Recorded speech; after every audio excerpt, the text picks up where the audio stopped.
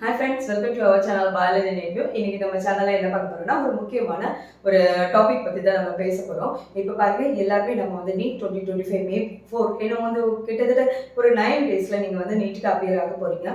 So final மினிட்ல எல்லாத்துக்குமே ஒரு ஃப்ரஸ்ட்ரேஷன், ஒரு நர்வஸ்னஸ், எவ்வளவுதான் நல்லா படிச்சாலும் லாஸ்ட் மினிட்ல இந்த எக்ஸாம் ஃபீக் பண்ணி சொல்லுவாங்கல்ல, இதே மாதிரி ஒரு கண்டிஷன் நம்மளுக்குள்ள இருக்கும். சரியா?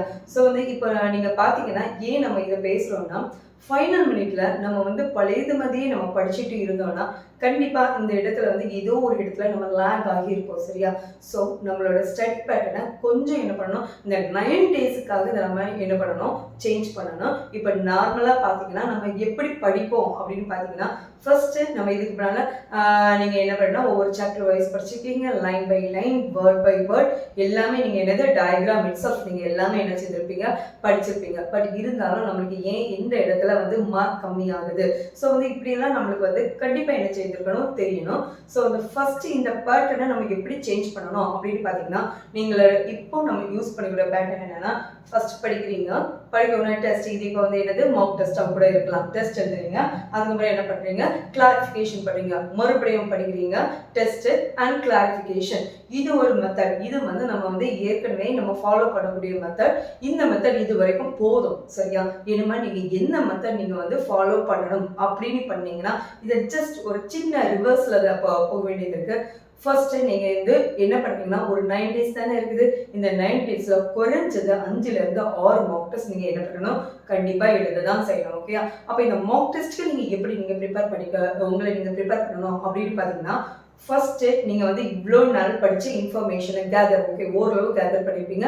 எல்லா இன்ஃபர்மேஷனும் நம்ம வந்து படிச்சிருக்கோம். ஒரு கான்ஃபிடென்ட்டோட நீங்க வந்து என்ன பண்ணுங்க, 5 நாள் அலோகேட் பண்ணி இல்லைன்னா 6 நாள் அலோகேட் பண்ணி அதுக்கு எக்ஸாம் எழுதுங்க, மார்க் டெஸ்ட் எழுதுங்க. இப்போ மார்க் டெஸ்ட்டோட கொஸ்டின் நீங்க ஆன்லைன்ல நீங்க பார்த்தீங்கன்னா நிறைய மார்க் டெஸ்ட் இருக்கு. ஜஸ்ட் ஒரு பிடிஎஃப் என்னது ஒரு பிரிண்ட் அவுட் எடுத்து நீங்க வந்து நம்ம 2 மணில இருந்து 5 மணி வரை ரியல் எக்ஸாம், அதே மாதிரி 2 மணில இருந்து 5 மணி வரை நீங்க வந்து பிளான் பண்ணி பக்காவா நீங்க என்ன பண்றீங்க, எழுத ஸ்டார்ட் பண்றீங்க.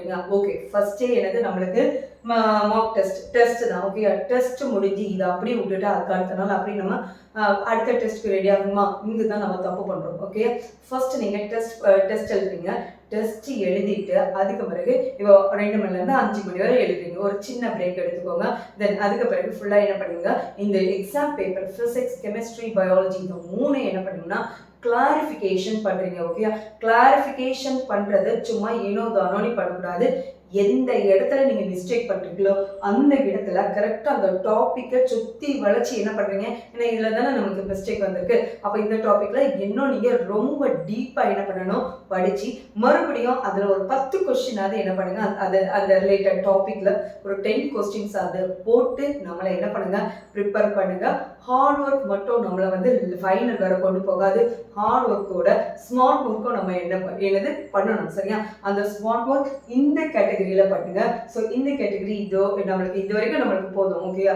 தென் இப்போ அதுக்கு அடுத்தது நீங்க என்ன பண்றீங்கன்னா, ஃபர்ஸ்ட் மார்க் டெஸ்ட் எழுதி மார்க் டெஸ்ட்ல வரக்கூடிய அந்த மிஸ்டேக்கை கிளாரிஃபை பண்ணுங்க.